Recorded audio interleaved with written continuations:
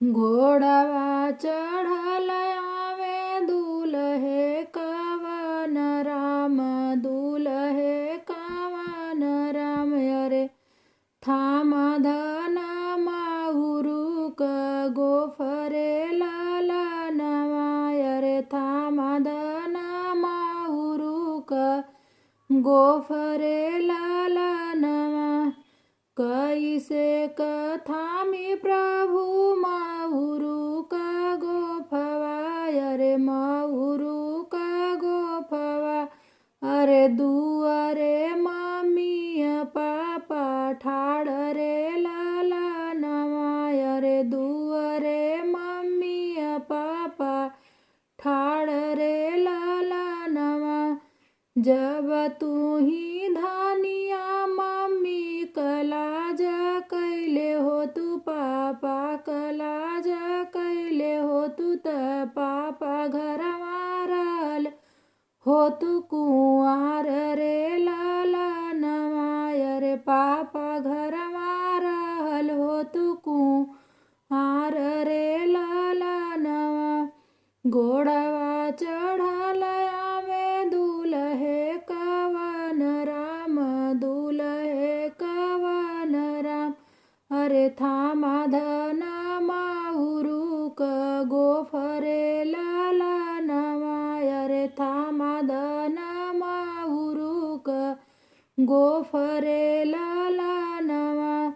कैसे कथामि प्रभु माहुरुक गोफवा, अरे माहुरुक गोफवा। अरे दुआरे चाचिया चाचा ठाड़ रे ललनवा, अरे दुआरे चाचिया चाचा ठाड़ रे ललनवा।